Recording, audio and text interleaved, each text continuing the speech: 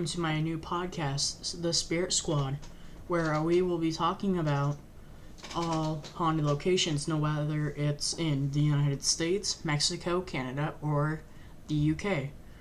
And today's episode is on none other than the most haunted hotel in the United States, the Stanley Hotel, other known as the Overlook Hotel. So get down and get ready to buckle up and hear some spooky facts. So in 1903, the steam-powered car inventor Freeland Oscar Stanley, he lived from 1849 to 1940. He was struck with a very, very hard disease, which is known as tuberculosis, other known as TB. So they didn't have modern medicine back in the day, so he was just recommended to get dry air and have a hearty diet, have a good diet and get some sunlight. So there were many people with TB back in the day. He liked the air of the Rocky Mountains. He and his wife Flora arrived in Denver, Colorado in March and in June. His doctor Sherman Grant Boney moved to Estes Park, Colorado, other known as where the Stanley Hotel lies, for the rest of the summer. So his health improved pretty well. Impressed by the valley and the grateful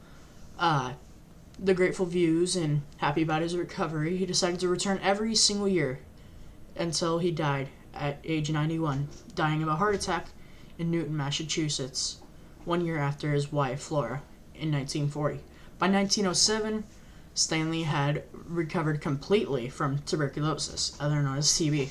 However, not content with the rustic accommodations, lazy pastimes, and relaxed social scene of their new summer home, Stanley resolved to Estes Park into a resort town in 1907. Construction began on the Hotel Stanley, a 48-room grand hotel that catered to the class of moderately wealthy urbanities who composed the Stanley's social circle of Black East, as well as some consumptives seeking the healthful climate. So there are many, many facts about the Overlook Hotel, other known as the Stanley Hotel, that we know today. So if you're ever wondering about some of the rooms, here are some. Room number 407 has a friendly ghost. So no one has ever seen the ghost that haunts this room, but it's very friendly and caring based on its actions from anybody who's ever seen. So a story is a little boy once stayed in the room and kept kicking off his covers, and every time he did, the ghost would tuck him back in, surprisingly. Another legend is a man often appears in room 413. So from this, it is not uncommon for ghosts in old-fashioned styles to really appear in haunted places, and room 413 is no different, really. There have been several guests who reported seeing a man sitting in the corner of the room in an old-fashioned suit that doesn't really go with today's style. It's out of style. It's from old-fashioned times like the 80s, the 70s, 60s, all that. So the fourth floor, if you watched any documentaries on the Stanley Hotel, you know the fourth floor is really haunted. If you want to hear the sound of the ghosts, you should probably book a stay on the fourth floor. You can hear children laughing, partygoers after a long night, and the pitter-patter of children's feet running down the hall.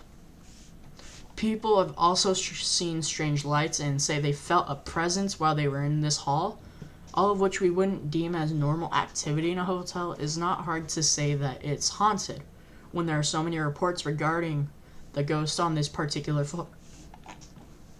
So that is really more of the facts. So another fact is male ghosts can get a little touchy with the women, especially like they like to kiss young women, stroke their hair, kiss them on their cheek, or hands running along their body.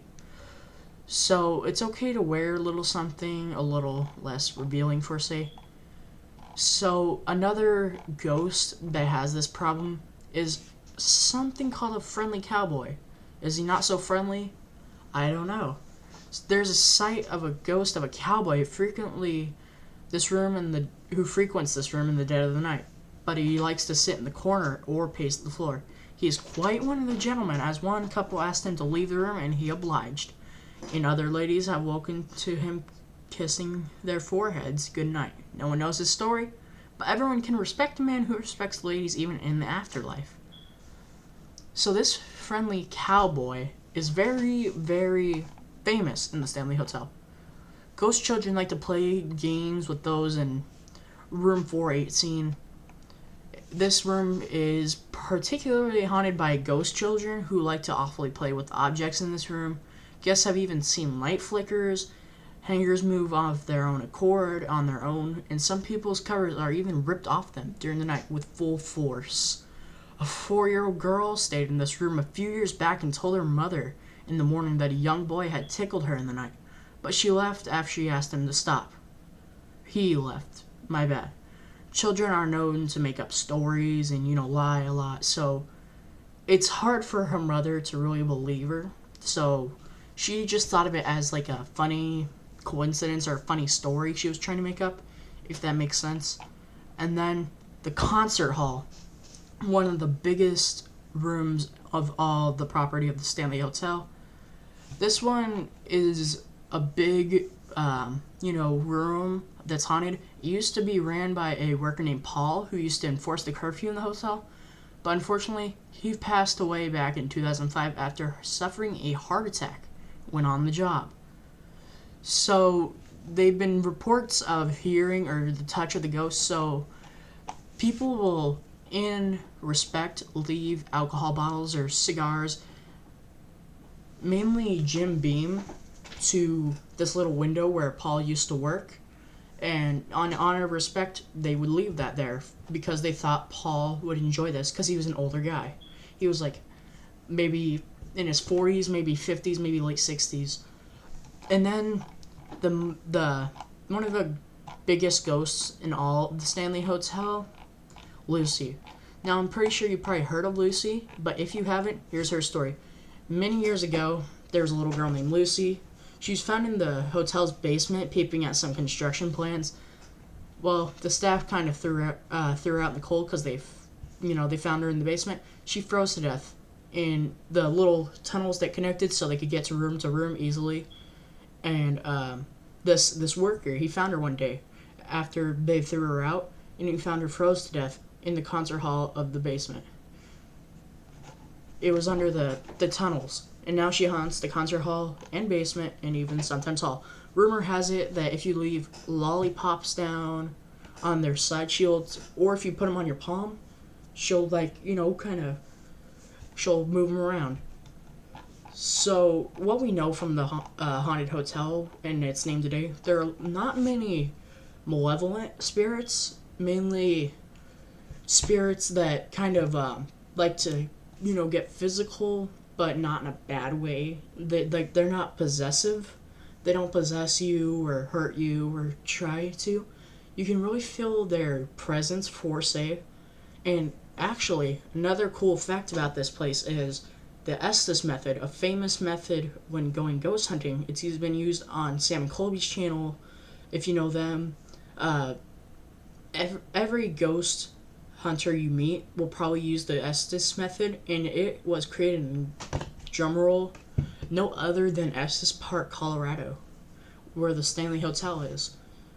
So the guy that created the method there when he was looking through a radio, and he was just listening through the radio.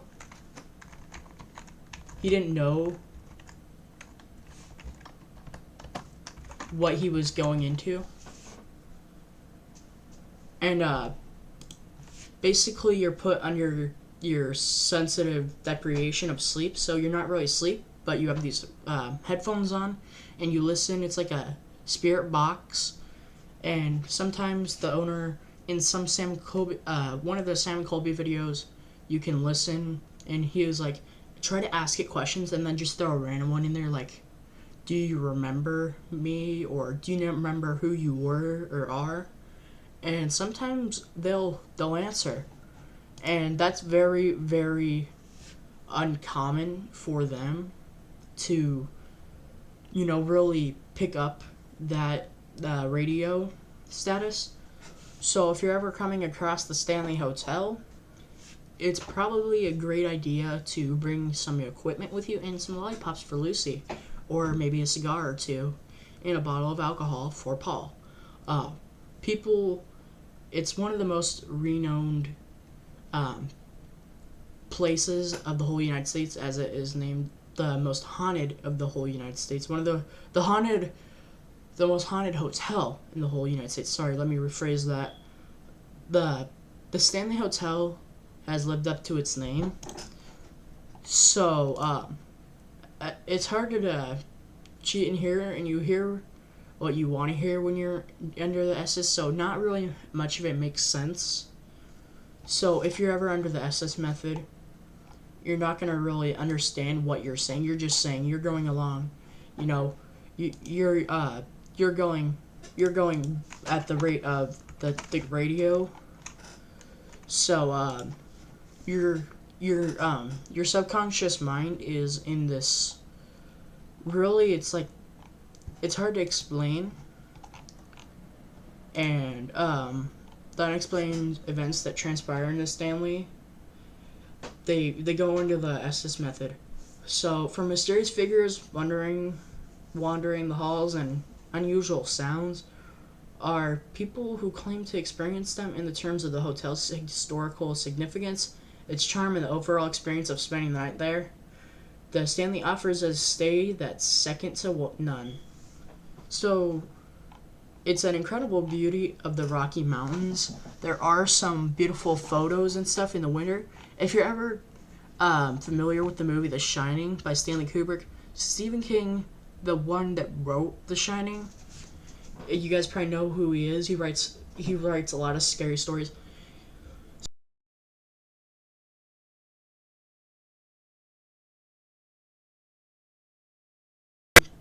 And he saw a woman in a dress in the corner of a room sitting in a chair, and he thought it was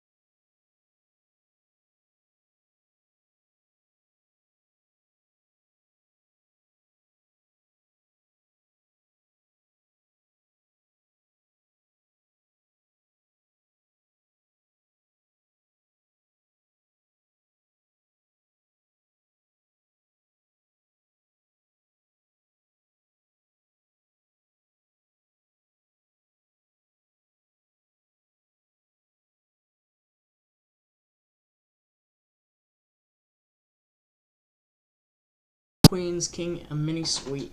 The residents at the Stanley apartment like rooms featuring 1, 2, 3, and 4 bedroom lodging options, good for long term stays. Um, so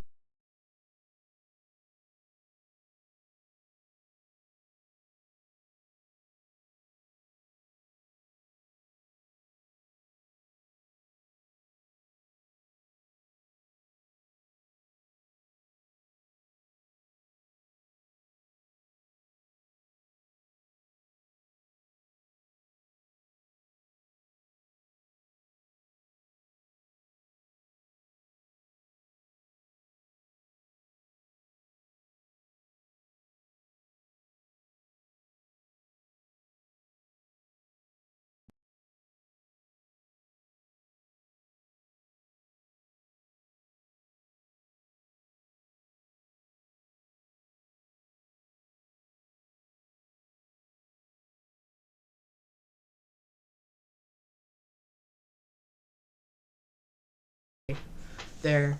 Like I said in the beginning, he was also the one that designed the Stanley steamer, if you guys know what that is. And rumor has it, and they have like a bunch of photos and stuff and whatnot of people like taking mirror selfies and them seeing stuff in there. And there's like times where you'll see different things and whatnot. But anyway, the Stanley Hotel has a lot of stories, but those are the main stories that I've heard of. But anyway, guys, that's enough for this episode's podcast. I hope you guys enjoyed. This will be posted on Spotify, YouTube, and hopefully SoundCloud if I figure it out. Thank you guys so much for listening. Tune in for next week's episode on the Sally House. They have a lot of cool stories there and origination. So anyway, that's going to be enough for this episode. Thank you guys for listening, and I'll see you guys next week. Bye.